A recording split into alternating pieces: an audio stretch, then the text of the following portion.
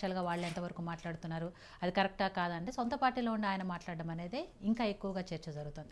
ఆయన అలా మాట్లాడుతున్నా కూడా ఎందుకు కాంగ్రెస్ పార్టీ చూస్తూ ఊరుకుంటుంది అని వచ్చింది.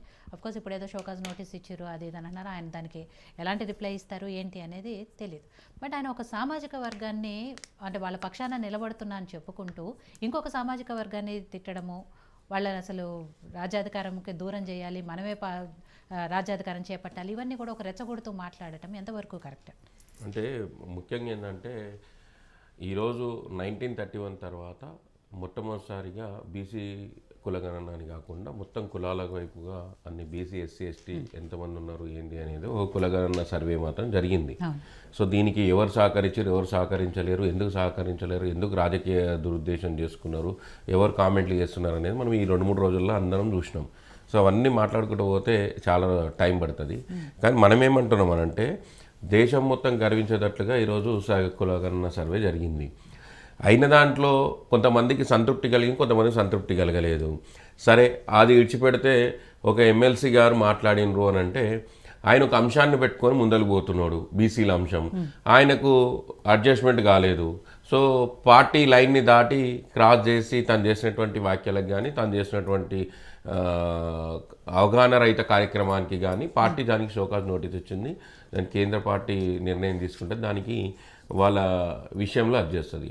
సో ఆయన ఒక కులాన్ని మాత్రమే బేస్ చేసుకొని మాట్లాడిండు అని అంటే అది అక్కడ ఒక సందర్భంలో యూట్యూబ్లో ఆయన ఏదైతే దీనికి సంబంధించి మీటింగ్కి సంబంధించి ఒక పోల్ పెట్టినప్పుడు అక్కడ కొంతమంది ఆయనని అతి నీచమైనటువంటి భాషలో ఉచ్చరించలేని భాషలో ఒక పర్సన్ మాట్లాడినప్పుడు ఆ పర్సన్ని ఉద్దేశించి చెప్పిండు. ఆ ఆవేశంలో తను మాట్లాడిండొచ్చు. అది మా పార్టీ లైన్లో కానీ పార్టీకి కానీ ఒకవేళ చెడ్డగా జరుగుతుంది అన్నప్పుడు పార్టీ దానికి షోకాజ్ నోటీస్ ఇచ్చింది. దాన్ని వివరణ అడుగుతుంది, దాన్ని సంబంధించినటువంటి పార్టీ నిర్ణయం తీసుకుంటుంది. ఇప్పుడు ఇక్కడ ఉన్నటువంటి రాజకీయ పార్టీలు నేను అడుగుతున్న ఒకటే, ఈడ ఉన్నటువంటి రాజకీయ పార్టీలు జాతీయ పార్టీ ఉంది, ఇక్కడ రాష్ట్ర జాతీయ పార్టీ కూడా ఒకటి ఉంది. కానీ నేను ఏమంటున్నా అంటే మీరు ఎందుకు చేయలేకపోయారు ఇన్ని రోజులు కులగణన సర్వే? ఎందుకు ఈరోజు బీసీ ఎస్సీ ఎస్టీల్లో ఉన్నటువంటి వాళ్ళకందరికీ న్యాయం చేయాలనే ఒక ఆలోచన మీకు ఎందుకు రాలేదు? ఈరోజు ఒక రెడ్డి ముఖ్యమంత్రి ఉన్నా కూడా ఈరోజు రాహుల్ గాంధీ గారు తీసుకున్నటువంటి నిర్ణయాన్ని వాళ్ళు ముందుకు తీసుకువెళ్ళి ఈరోజు తెలంగాణ రాష్ట్రంలోనే చరిత్రలో నిలిచిపోయే విధంగా ఈరోజు కులగణన సర్వే జరిగింది. సో దీన్ని హర్షించి సర్వేలో పాల్గొని అందరూ కూడా పాల్గొని అంటే బాగుంటుండే కదా. ఈరోజు ఈ రాష్ట్రం కోసం ఈ ప్రాంతం కోసం ఎవరైతే మిమ్మల్ని మెచ్చి గెలిపించారు అనుకున్న వాళ్ళే మీరు సహకరించలేదు ఫస్ట్ ఈ ప్రాంత ప్రజల కోసం. సహకరిద్దామన్నా కూడా అసలు ఇంటికే రాలేదని చెప్తారు. ఇప్పుడు స్టిక్కర్ అయితే అంటించిపోయారు తప్ప కనీసం తర్వాత మళ్ళీ వివరాలు సేకరించడానికి. ఇప్పుడు విజిత మేడం మీకు కూడా తెలుసు, మీరు కూడా హైదరాబాద్లో ఉన్నారు, మీరు కూడా చాలా ఏండ్లుగా తెలంగాణ ఉద్యమంలో పనిచేసారు, అవగాహన ఉంది మీకు. కానీ మేమేమంటున్నామంటే వచ్చిన వాళ్లకు 10 ఇండ్లు మాత్రమే అలాట్ చేశారు ఒక్కొక్కరికి. అందులో ఉపాధ్యాయులు ఉన్నారు, ప్రభుత్వంలో ఉన్నటువంటి అందరూ కూడా అంటే అనుభవం కలిగిన వాళ్ళని అందరినీ కూడా దానికి పంపించిండ్రు. వాళ్ళు చాలా జాగ్రత్తగా ఒక్కరోజు కాదు 15 రోజులు ఈ సర్వే జరిగింది ఆ 10 ఇండ్లకు. సో అప్పుడు కూడా మీరు టైం ఇవ్వలేని పరిస్థితిలో మీరు ఉండే. అది మేము ఏమంటున్నామంటే మీరు చేసే పనిని ప్రభుత్వం గతంలో కేసీఆర్ గారు ఎన్నోసార్లు ఉచ్చరించిండ్రు, ఒకరోజు సర్వే పెడితే మీరు ఎవరు సహకరించలేరు, సర్వే అంటే తమాషాలు అనుకుంటున్నా ఆషామాష వ్యవహారమా అని చెప్పి కేసీఆర్ గారు అన్న మాటలన్నీ కూడా ఇప్పటికి కూడా యూట్యూబ్లో వీడియోల్లో ఉన్నాయి, ఇప్పటికి కూడా అందరు మీమ్స్గా వాడుకుంటున్నారు.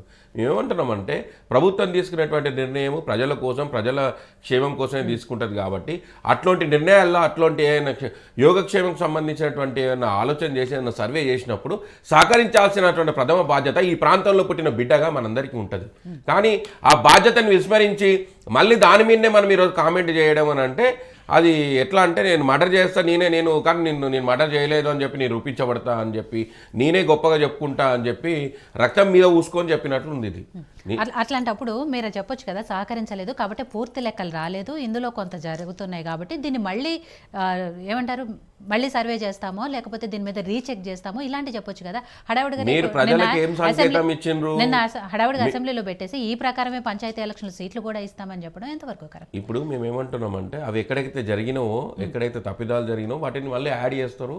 సో ప్రభుత్వం ఆ మేరకు కమిషన్ రిపోర్టు దాన్ని రెడీ చేస్తుంది, మేము దాన్ని కాదంటలేము. కానీ మీరు దాంట్లో అబ్జెక్షన్ చెప్పాల్సింది, అబ్జెక్షన్ చేయాల్సింది, ఇవన్నిటికీ టైం ఉండే. మీకు కూడా ఒక అవకాశం ఇచ్చిండే. ఇచ్చిన అవకాశాన్ని మీరు సద్వినియోగం చేసుకోకుండా ఈరోజు ఏదో ప్రభుత్వాన్ని దుమ్మెత్తిపోయాలి, ప్రభుత్వాన్ని బురద చల్లాలి అని చెప్పి ఒక ఆలోచనని వ్యవహారం చేయడం అనేది ఇది దుర్మార్గం. ఇది అట్లాంటి దుర్మార్గంతోనే ఇది వ్యవహరిస్తున్నారు. ఈరోజు ఇక్కడ ఉన్నటువంటి రాజకీయ పార్టీలకు కూడా మీరు మాట్లాడే నైతిక హక్కు లేదు దీని మీద. ఎందుకు అని అంటే అసలు ఇంటికి ఎట్లా రారండి? మేము చెప్తాం 10 మందికి 10 ఇంట్లకు కలిపి ఒక వ్యక్తిని అలాట్ చేసిండ్రు. వీళ్ళు ఎంత అబద్ధాలు ప్రచారం చేస్తారంటే మీకు మీరు బాధ్యత లేదా మీ పార్టీకి? మీరు అలాట్ చేయలేదు అనట్లేదు, కానీ వాళ్ళ ఇంటికి అయితే సర్వేకి రాలేదు అని చెప్తున్నారు. ఎవరు చెప్తారండి? ఓ బాధ్యత గల వ్యక్తి చెప్పే మాటలా ఇంటికి రాలేదు అని చెప్పి? ఇక్కడ ముగ్గురు ఉన్నారు, ముగ్గురిట్లో ఇద్దరైతే మా ఇంటికి స్టిక్కర్ అంటించారు కానీ రాలేదు అని. పశుపతి గారి ఇంటికి వచ్చారు, కొన్ని వివరాలు అడిగారు, నాకు ఇష్టమైనవి చెప్పిన, నాకు చెప్పాల్సినవి ఇష్టం లేనవి నేను చెప్పలేదు అని చెప్పి. ఒక ప్రశ్న మేడం, బీసీ క్రిస్టియన్లు ఎంతమంది మీ రిపోర్ట్ ప్రకారంగా? అదే రిపోర్ట్లో ఇచ్చినప్పుడు వినండి, మీరు మీకు ఒకటే, వీళ్ళ సిద్ధాంతం ఒకటే, ఈ సిద్ధాంతానికి ఇది ఒకటే మాట్లాడదు. మేము చెప్పినామా, మేము తీసి దాంట్లో లెక్క లేదని తారుమారు చేసిన కమిషన్ ఉందండి, కమిషన్ ఉంది, రిటైర్డ్ ఐఏఎస్ తో కమిషన్ వేసిండ్రు. మీకు మండలి కమిషను మొత్తానికి కూడా అన్ని ప్రాంతాల్లో పర్యటించింది, అక్కడ రిప్రజెంటేషన్ చేసిండ్రు. బీసీలకు ఎంత వాటా రావాలి అనే విషయంలో ఎవరెవరు బీసీలు ఉన్నారు, ఏ కులాలు ఉపకులాలు ఉన్నాయి, ఈ కులాలకు ఏ విధమైన జాబితా వేయాలని అందరూ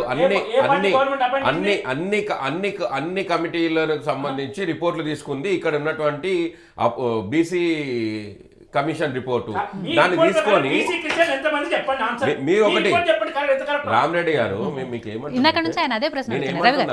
రామరెడ్డి గారు చాలా బలంగా పాయింట్ టు పాయింట్ మాట్లాడుతున్నారు. ఎందుకంటే హిందూ బీసీలు ఇంత అని చెప్పారు, ముస్లిం బీసీలు ఇంతమంది అని చెప్పారు. ఆయన అన్న ప్రకారం క్రిస్టియన్ బీసీలు ఎందుకు రాలేదు? మీరే పెట్టిరు సర్వేలో. వీళ్ళ లెక్కల ప్రకారంగా అట్లా ఉండరు. ఇప్పుడు వీళ్ళు ఏమంటున్నారు, ఇప్పుడు క్రిస్టియన్లు ఏమని కోట్ చేసుకుంటారు? క్రిస్టియన్స్ ఎంతసేపు ఉన్నా కూడా వాళ్ళు క్రిస్టియానిటీని చూపించరు. ఎందుకు అని అంటే ఈ ప్రాంతాల్లో అంతా కూడా మైగ్రేటెడ్ క్రిస్టియన్స్ ఉంటారు కాబట్టి వాళ్ళందరూ కూడా చూపించుకోరు. ఆ వర్డ్ ని తప్పుగా నిండొచ్చు, సో వాళ్ళని చూపించలేకపోయి ఉండొచ్చు.